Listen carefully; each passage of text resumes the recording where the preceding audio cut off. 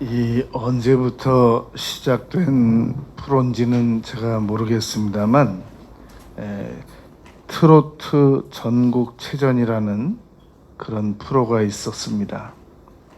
그런데 김윤길이라고 하는 사람이 나와서 이 선택한 공명이 이 두만강 푸른 물에 그 노래를 이제 부르는 것이었습니다. 그런데 여러 소절을 부른 것도 아니고 두만강 그 세 글자를 불렀는데 심사위원들이 깜짝 놀라는 겁니다. 서른도 씨도 깜짝 놀래고 남진 씨가 잘한다 이렇게 말하고 김연자 씨도 놀래고 고두심 씨도 놀래고 그리고 또 다른 전문 심사위원도 이 노래 어려운 노래인데 이걸 선택했네 그러더니 깜짝 놀라는 겁니다. 아니 좀 들어보다가 뭐 잘한다 그러면 이해가 되겠는데 딱 두만강 세 글자 불렀는데 깜짝들 놀라더라고요. 여러분, 우리 언어라고 하는 것은 내가 상대방에게 많은 말을 해야만 사람들이 잘한다, 못한다 이렇게 평가하는 게 아닙니다. 내 입에서 말이 딱 나가는 순간부터 평가는 시작이 됩니다. 그리고 우리 말을 들어보는 사람들이 우리가 어린 아이들에게 하는 말이 아니고 세상을 40년, 50년, 60년, 70년씩 사는 분들에게 말을 하는 경우가 있단 말입니다. 딱 한마디 하면 알아듣습니다. 이 사람의 교양, 이 사람의 성품, 수준 이런 것들을 딱 말 한마디 들어보면은 대략 짐작을 한단 말입니다. 우리는 올 한 해를 살아오면서 많은 말들을 했습니다.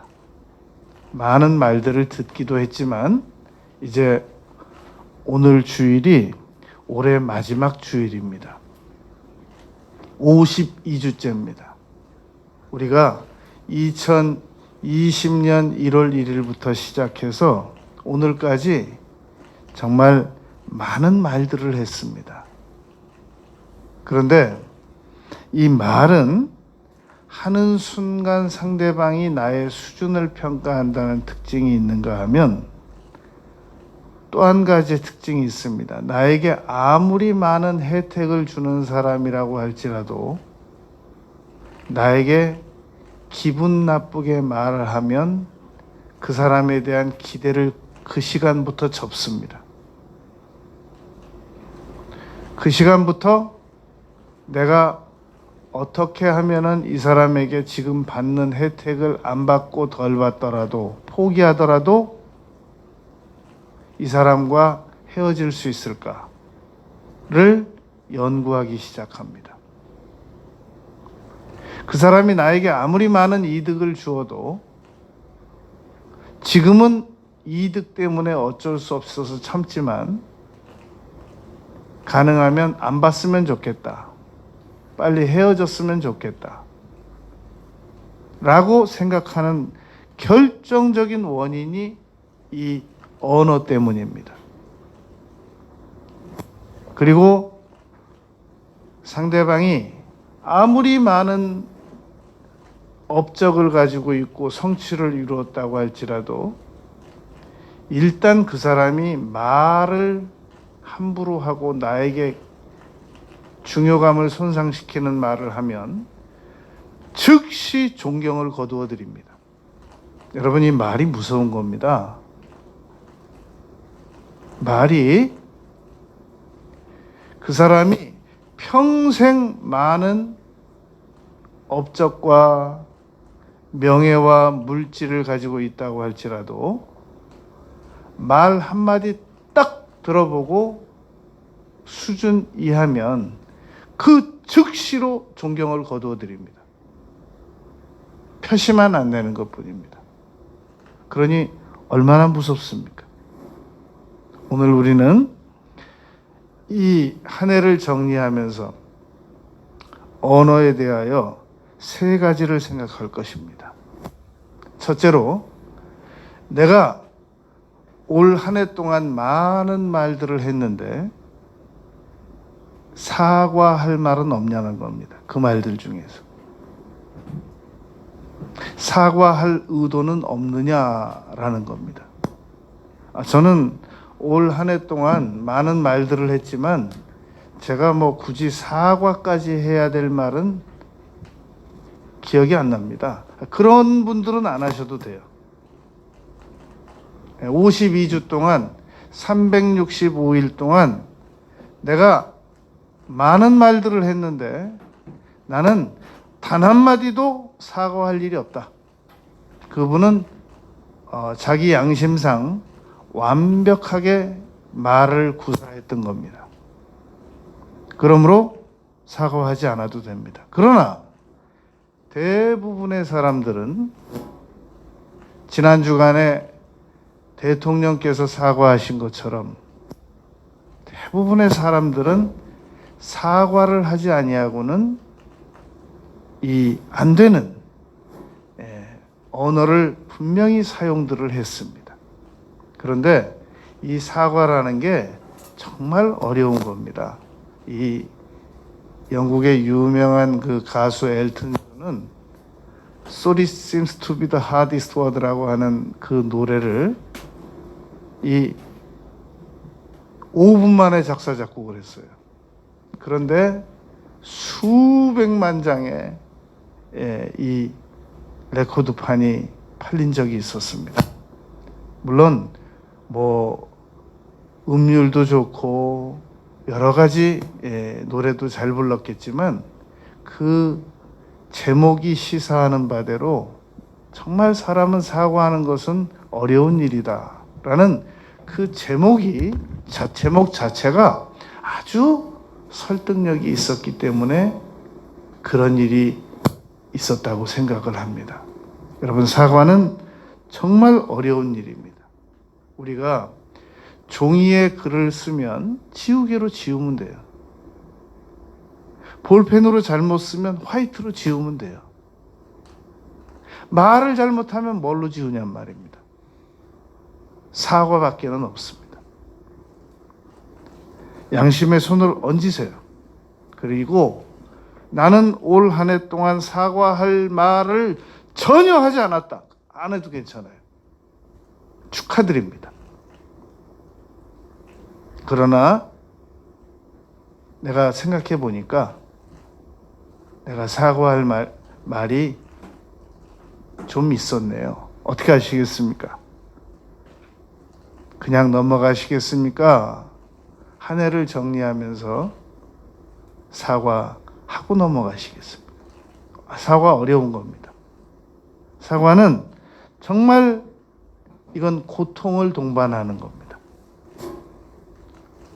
바울 사도께서는 고린도 교인들에게 고린도 후서 6장 11절, 12절, 13절에서 이렇게 말씀하셨습니다. 아무 잘못도 안 했는데 바울 사도께서는 고린도 교인들이 마음의 문을 닫아버렸어요. 나는 아무 잘못도 안 했는데 마음의 문을 닫아버린 사람들에게 바울 사도께서 이렇게 말씀하셨습니다. 보답하는 양으로 마음의 문을 넓혀라. 내가 부모처럼 얘기하니까 너희 심정에서 좁아진 것이 아니고 너희 심정에서 좁아진 것이므로 너희 마음이 좁아진 건 내가 부모처럼 말하니까 보답하는 양으로 마음을 넓혀라. 이렇게 말한 적이 있습니다. 사과할 것이 없는데 누군가가 마음의 문을 닫아버린 사람들에게는 이 고린도후서 6장 11절, 12절, 13절 말씀을 그대로 인용해서 활용하면 됩니다. 그러나 아무리 봐도 내가 말 잘못했다. 그러면 자존심 꺾고 사과하는 게 좋습니다. 사과할 때 두렵습니다. 괜히 상대방이 내가 잘못한 줄도 모르고 있는데 내가 괜히 사과해가지고 내가 잘못한 거 들키는 거 아니야? 라는 생각부터 시작해서 여러 이 두려움이 다가온단 말입니다. 사과하려면. 내가 사과해가지고 주변 사람들이 오히려 더 많이 이 사실을 아는 거 아니야? 내가 이 사과했더니 상대방이 오히려 그때부터 나를 더 무시하는 거 아니야? 두렵습니다. 그러나 여러분, 사과하면 굉장히 마음이 떳떳해집니다. 그리고 대부분 내가 사과를 하게 될 경우 상대방은 사과할 게 없겠냔 말이죠. 나한테. 있습니다. 그건 그 사람한테 맡겨두는 거예요. 상대방이 사과할 게 있든지 없든지 그것까지 내가 다 계산해가면서 그 사람도 나한테 사과 안 하는데 내가 왜 먼저 사과해야 돼? 라고 하는 생각을 가지고 사과를 안 하게 되면 그건 내 수준을 상대 수준하고 똑같이 맞추는 겁니다. 사과 평생 안 하는 수준과 나의 수준을 맞추어 나가는 것이란 말입니다. 그러니까 상대방이 사과하든지 말든지 나는 내 수준에서 하는 겁니다. 마음이 평안을 얻습니다. 떳떳합니다. 언제 만나도 자유롭습니다. 난 사과했단 말입니다. 그러므로 이 사과는 정말 사람을 수준도 높여주고 실수한 것도 지우개로 화이트로 지우는 것보다 더 존경받는 그런 태도입니다. 상대방은 전혀 나에 대하여 불쾌한 감정을 안 가지고 있습니다. 그런데 내가 사과를 했습니다. 상대방이 나를 무시하겠습니까? 존경해 주겠습니까? 존경해 주죠. 나는 잘못이라고 생각도 안 하고 있는데 거기다 사과까지 해주면 그 사람을 누가 존경해 주지 누가 무시하겠어요. 그러므로 우리가 한 해를 정리하면서 꼭 치르고 넘어가야 할 것은 사과입니다. 두 번째로 우리는 한 해 동안 우리한테 함부로 말하는 사람들을 만난 적이 있습니다. 우리는 2020년 1월 1일 전에도 우리한테 함부로 말하고 함부로 평가하고 함부로 쳐다보는 사람들을 많이 만났단 말입니다. 그러나 올 한 해 동안에도 우리는 나에게 함부로 말하고 함부로 태도 취하고 함부로 표정 짓고 무례한 사람들을 분명히 만난 적이 있었습니다. 2021년에 그런 사람들을 또 만나면 어떻게 할 겁니까? 올해 만났던 무례한 사람들을 내년에 또 만나면 어떻게 할 겁니까? 올해는 그들을 어떻게 대할지 예우할지 몰라서 그냥 당하고 있었는데 내년에 또 만나면 어떻게 할 거냔 말입니다. 방법을 알고 있어야 합니다.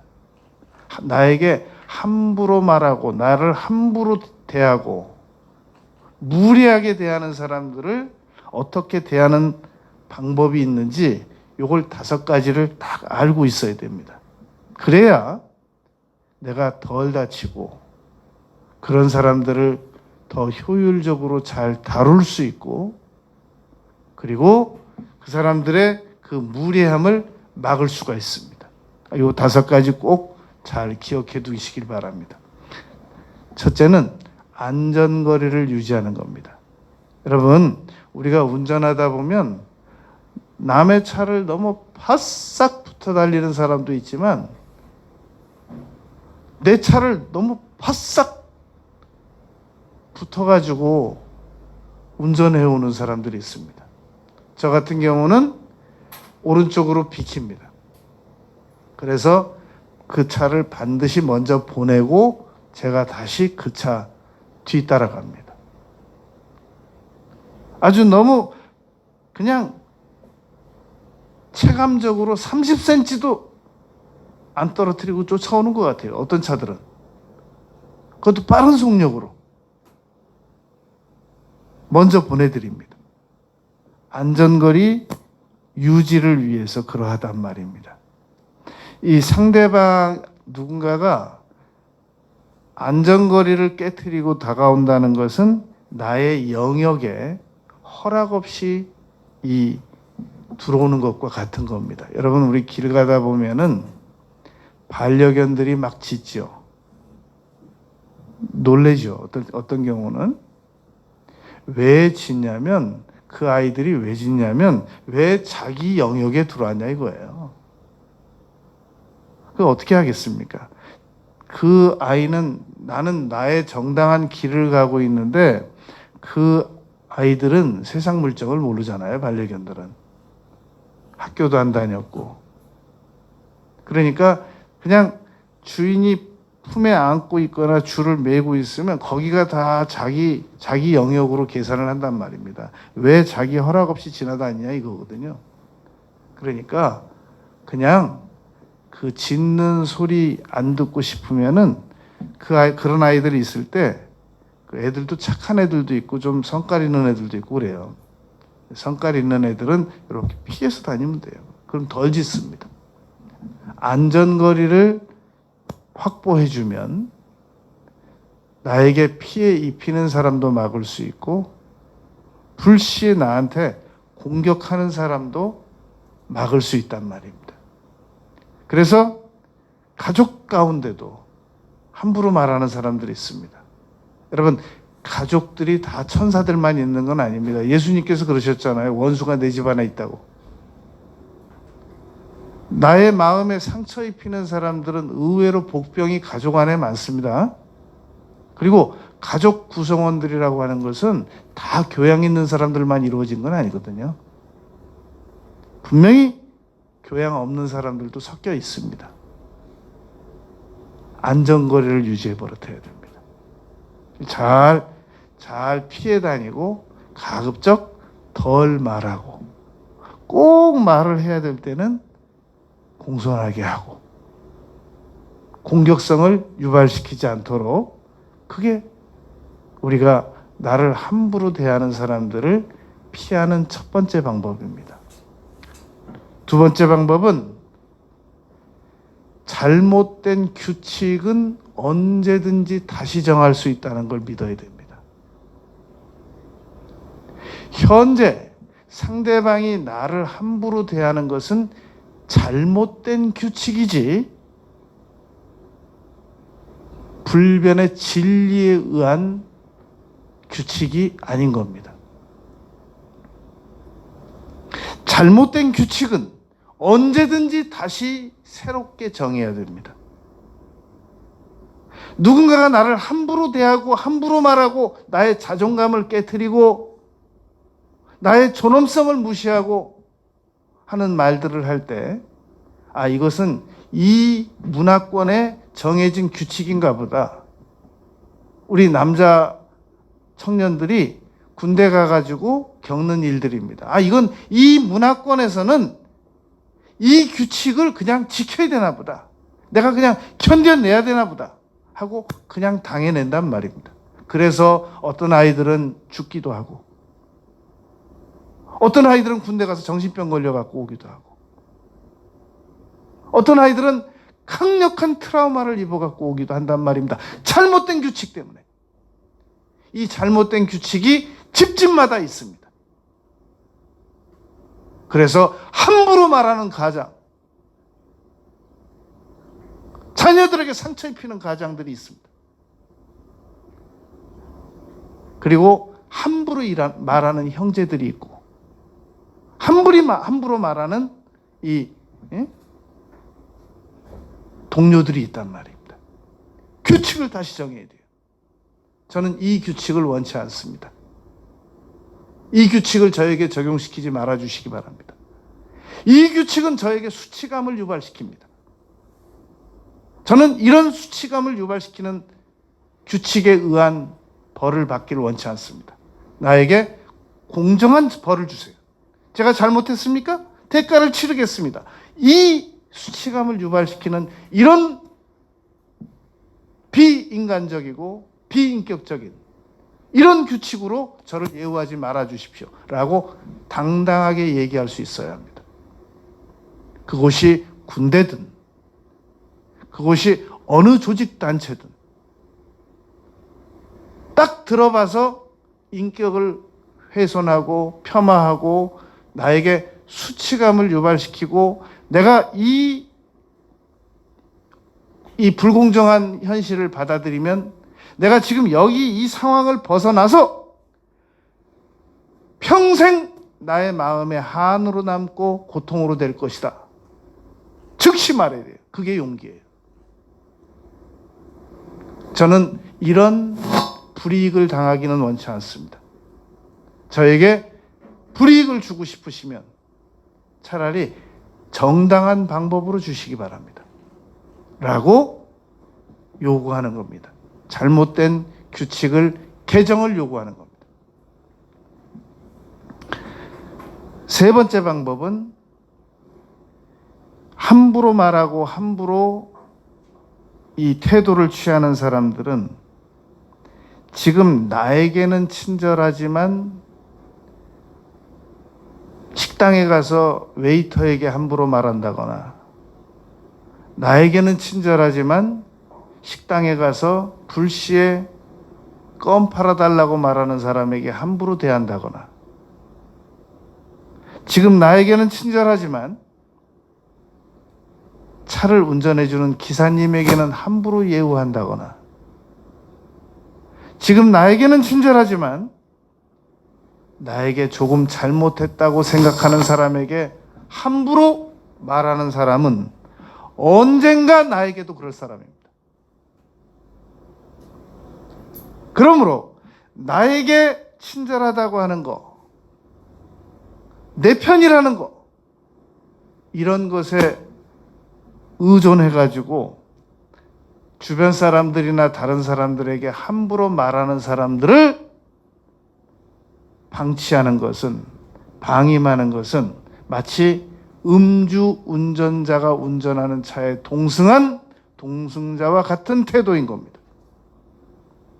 요즘에는 음주 운전자가 차에 동승하면 같이 처벌받잖아요. 같이 처벌받아야 됩니다. 함부로 말하는 사람이 적어도 나의 관계성자일 경우 그들의 함부로 말하는 것을 계속 내버려 두는 것은 같이 처벌받아야 돼요. 네 번째, 언제까지나 내가 화난 것을 숨기고만 있어서는 안 됩니다. 여러분, 영어 단어의 분노에다가 알파벳 D자 하나 더 붙이면 위험이라는 단어가 됩니다. 내가 화난 것을 완곡하게라도 말하지 않고 계속 숨겨나가면 그것이 나에게 육신적인 질병으로, 무기력증으로, 그리고 나의 암으로, 그리고 대인관계 공포증으로, 그리고 세상에 자신 없는 사람으로, 완전히 외톨이로, 왕따로 여러 가지 후유증이 나타납니다. 내가 화난 것을 계속 숨겨나가게 될 경우 그러하단 말입니다. 아우, 너무 온순해 우리 애는. 아우, 그 집에는 정말 천사 같아. 정말 세상에 그런 애가 어딨어. 속으로 병 들어가고 있어요. 나를 함부로 대하는 사람들, 함부로 말하는 사람들을 무조건 참아 나가는 것은, 그것은 병을 키우는 겁니다.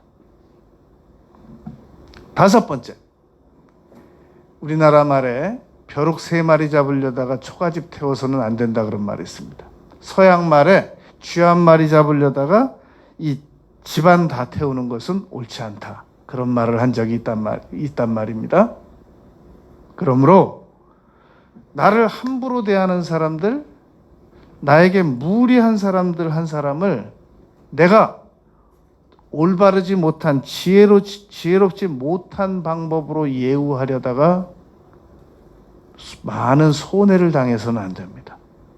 나에게 전혀 손해가 없는 가운데서 나를 함부로 대하고 함부로 예우하는 사람을 다루어 나갈 수 있어야 합니다. 그래서 잠언 20장 26절에 보면 지혜로운 왕은 악인을 키질한다. 그렇게 말했습니다. 지혜롭게 악한 사람들은 나를 함부로 예우하는 사람들, 나의 존엄성을 해치는 사람들, 무례한 사람들 지혜롭게 예우해 버릇해야 됩니다. 그래서 야고보서 1장 5절에서는 지혜를 구해라 라고 말했단 말입니다. 언제까지나 그냥 견뎌만 나가는 것이 능사가 아닙니다. 오늘 우리가 한 해를 정리하면서 언어에 대하여 3가지를 생각하고 있습니다. 첫 번째는 우리가 사과할 게 없느냐. 두 번째는 나를 함부로 예우하고 함부로 말하고 공격적으로 말하고 나를 억울하게 말한 사람들을 어떻게 피해를 줄여나갈 수 있느냐. 이걸 두 번째로 다루었습니다. 끝으로 세 번째, 올 한 해 동안 한 해를 살아오면서 공개석상에서 사람들과 난타전을 치른 일은 없느냐는 겁니다. 한번 잘 생각해 보시기 바랍니다. 은밀히 1대1로 사람들하고 다투는 경우는 많이 있습니다. 그런데 너무너무 억울하고 사람이 너무너무 화가 나면 공개석상에서 주변 사람들 다 보는데도 불구하고 언어적 난타전을 치르게 됩니다. 그런 적은 없느냐는 겁니다. 있을 경우 우리가 이 문제도 잘 정리를 하고 넘어가야 됩니다. 여러분, 칭찬은 공개적으로 해도 됩니다. 그러나 절대 말싸움은 공개적으로 해서는 안 됩니다.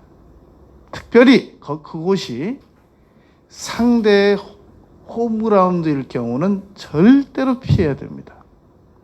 이것이 나의 홈그라운드일 경우도 상대를 배려하기 위해서 참아야죠. 그러나 누가 적진에도 들어가서 소리 질러가면서 싸우겠어요. 여긴 지금 나의 이 홈링이 아니에요. 나의 홈그라운드가 아니란 말입니다. 무조건 참아야 돼요. 억울해도 참아야 돼요. 그런데 가끔 지혜 없는 경우는 남의 홈그라운드에 가서 막 그냥 독불장군처럼 소리 지르면서 싸우는 경우가 있단 말입니다. 그건 절대 손해입니다. 그리고 공정한 장소라고 할지라도 공개적으로 싸우는 건 손해입니다. 왜냐하면 공개적으로 싸움을 하게 되면, 말다툼을 하게 되면 나의 편도 생기지만 나를 배격하는 사람도 생긴단 말입니다. 나의 적도 동시에 생긴단 말입니다. 그리고 우리가 공개적으로 절대 다투지 말아야 될 이유 중에 가장 결정적인 것은, 그러면 둘 다 다쳐요. 공개적으로, 여러분 투장에서 이 소하고 사람들하고 싸우다가 솥불에 받쳐가지고 사람들 전신마비되고 얼마나 많은 사람들이 다치는지 모른단 말입니다. 그래도 우리나라는 소끼리라도 싸우게 하는데, 저 스페인은 왜 그러다가 막 사람들이 많이 다치게 하는지 이상한 문화예요. 소를 화나게 만들어가지고. 중요한 것은 두 사람이 다치는 것보다 한 사람이 다치는 게 낫습니다. 그러니까 언제든지 공개적인 자리에서 누군가가 나를 너무너무 억울하게 공격을 하면 참아야 됩니다. 그런데 참을 때 이런 생각이 든단 말입니다. 그러면 내가 참으면 정말 사람들이 내가 다 잘못한 줄 알면 어떡할 거 아니에요. 사람들은 바보가 아닙니다, 여러분. 네? 사람들은 절대 바보가 아닙니다. 그래서 우리가 한 사람이 말 안 하고 가만히 참고 있다고 해서 저 사람이 말 안 하고 참고 있는 거 보니까 저 사람이 다 잘못했나 봐, 그렇게 생각하지 않습니다. 그리고 마태복음 18장 15절에 보면 예수님께서 가르쳐 주셨습니다. 형제 중에 잘못한 사람이 있으면 공개적으로 다루지 말고 가서 찾아가라는 겁니다. 가서 너와 단둘이 말하라 라고 가르쳐 주셨습니다. 그러므로 누가 나를 공개적으로 억울하게 만들면 일단은 그 자리에서 당하고, 그리고 개인적으로 용기 있게 찾아가는 겁니다. 잠깐 뵙겠습니다. 아니면 요즘 같은 경우는 문자도 얼마든지 할 수 있고 메일도 할 수 있고, 그래서 제가 그때 공개적인 자리에서 공개적으로 반발을 하면 저를 그렇게 꾸짖으시고 나무라실 때 피해를 드릴 수 있을 것 같아서 제가 말씀은 드리지 않았습니다만, 그때 공개적으로 제게 말씀하신 내용 중에는 이러한 오해가 있습니다. 이런 부분은 사실이 아닙니다. 제가 마음이 아팠습니다. 당신 때문에 유화법이 아니라 아이화법, 제가 마음이 아팠습니다. 제가 고통스러웠습니다. 지금도 제가 마음이 아프고 있습니다. 지금도 제가 억울하고 있습니다. 얼마든지 반론할 수 있는 기회가 있단 말입니다. 공개적으로 내가 잘못했다는 것을, 잘못이 없다는 것을 증명해내기 위해서 막 소리 지르고 상대방을 거기다 막 완패를 시켜버리고 넉다운을 시켜버리고 그러면 승리할 것 같지만 그것은 승리가 아니란 말입니다. 여러분, 오늘 우리는 한 해를 정리하면서 언어에 대하여 정말 다룰 게 많죠. 그런데 많이 다룬다고 다 기억하는 건 아니니까 3가지만 꼭 기억하자는 말입니다. 새해를 맞이할 때 공개적으로 싸우지 말아야 되겠다. 그리고 나를 함부로 예우하는 사람들을, 내가 남을 함부로 예우할 일은 절대 없다는 전제 하에서 이러하죠. 나를 함부로 예우하는 사람들을 내가 이제 더 이상 참아나가지만, 무지하게 참아나가지만 말아야 되겠다. 이러다가 내가 병 걸리겠다. 이러다가 암 걸리겠다.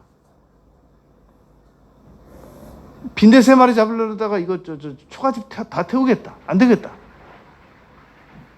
적극적인 방어가 필요하단 말입니다. 그리고 양심적으로 사과할 일은 사과할 수 있어야 합니다. 오늘 본문 말씀 보시겠습니다. 오늘 본문 말씀 보시면 생명을 사랑하고 좋은 날 보기를 원하는 자는 앞으로 아무 문제가 없는 날들을, 후환이 되지 않은 날들을 맞이하려면 돈을 많이 벌어서 적금을 많이 들어놓고 보험을 많이 들어놓고 그렇게 기록되어 있지 않습니다. 말을 조심하라는 겁니다. 혀를 금하여. 특별히 혀를 금하는데 어떻게 혀를 금하느냐면 악한 말을 그치고 입술로 거짓을 말하지 말고 상대방의 나를 유리하게 하기 위해서 상대방의 명예를 막 손상시키는 거예요. 안 한 말 했다 그러고 한 말 안 했다 그러고 그래서 악한 말 막 하고, 공격적인 말 막 하고, 상처 주는 말 막 하고, 상대방의 자존심 상하게 하는 말 막 하는 거예요. 그냥 칼로 찌르듯이 함부로 말하는 사람들이 있단 말입니다. 그런 사람들을 성경에서는 사귀지 말라 그랬습니다. 참고 견뎌내라 라고 말하지 않고 성경에서는 사귀지 말아야 할 자들을 대상을 10명이나 10대상이나 정확하게 가르쳐 주셨습니다. 그러므로 우리가 우리 부모들이 우리 자녀들에게 함부로 말하고 칼로 찌르듯이 말하고 그런 친구들이 있을 때는 격리시켜야 됩니다. 참아라. 친구 한 명이 얼마나 귀하냐. 나중에 결혼식 때 올 사람 없을라. 올 친구 없으면 어떡하냐. 참아라. 그래서는 안 된단 말입니다. 그래서 앞으로 좋은 날 보기를 원하는 사람은 철저하게 언어를 조심하고 악한 말로 말하지 말고 그리고 입술로 거짓말, 자기 유리한 말만 하려고 하지 말고 악에서 떠나 적극적으로 선을 행하라는 겁니다. 그리고 화평을 구하래요. 여러분 시편 37편 37절 화평의 결국은 평안이다. 그렇게 말했습니다. 믿음의 결국은 구원이다. 그런 것처럼 화평의 결국은 평안이다. 그랬단 말입니다. 잠언 17장 14절에 보면 다투는 시작은 두개에서 물이 새는 것 같으니까 미리 피하라. 그렇게 말했단 말입니다. 이 시편 120편 17절에 보면 시편 120편 7절에 보면 내가 화평을 말하려고 해도 그들은 싸우려고 하는도다. 내가 막 아무리 화평하려고 해도 이 나에게 공격적으로 말하는 사람들이 있단 말입니다. 그런데 예수님께서 그렇게 말하는 사람들을 어떻게 대했는지 우리 알고 있잖아요. 이사야서 53장 7절에서 그가 곤욕을 당하여 괴로울 때에도 그의 입을 열지 아니하였으며 그랬지 않습니까? 그러니까 오늘 베드로 사도께서 가르쳐 주신 말씀입니다. 베드로전서 4장 10절에서 11절에서 이미 베드로 사도는 만일 누가 말하려고 하면은 하나님 말씀하시는 것처럼 하라고 다음 장에서 또 가르쳐 주고 계시거든요. 그런데 그러기 전에 3장 10절에서는 다가올 미래를 편안하게 살아가고 싶은 사람들은 말 조심하라 말입니다.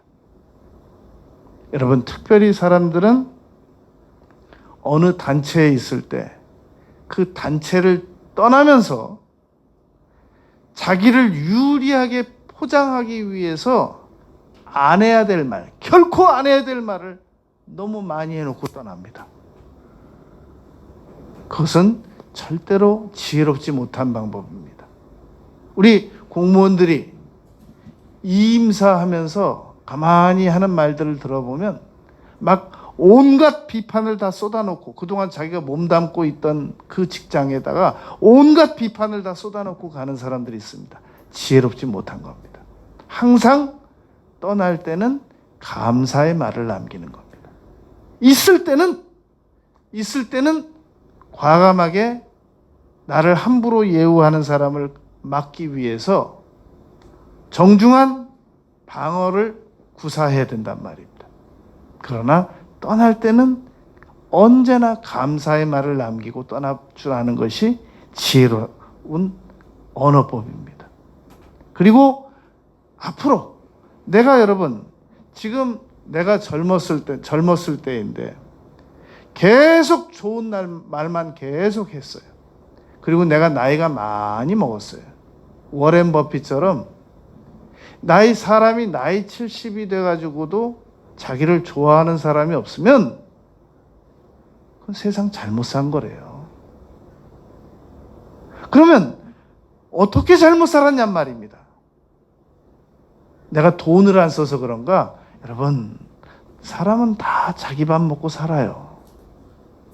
말을 함부로 한 사람들은 나이 먹어서도 결코 예우를 받을 수 없습니다. 언어를 절대로 생명을 사랑하고 좋은 날 보기를 원하는 자는 혀를 금하여 그러지 않습니까? 말 조심해야 됩니다. 우리가 한 해 동안 한 해를 정리하면서 여러 가지를 뒤돌아봐야 하겠지만 가장 결정적으로 뒤돌아봐야 하는 거, 우리의 언어 사용이 어떠했는가 잘 점검해보고 새해를 맞이하면서는 정말 새로운 언어로, 잘 정제된 언어로, 다듬어진 언어로, 아름다운 언어로 새해를 맞이하는 우리 모두가 되시기를 바라겠습니다. 기도드리겠습니다.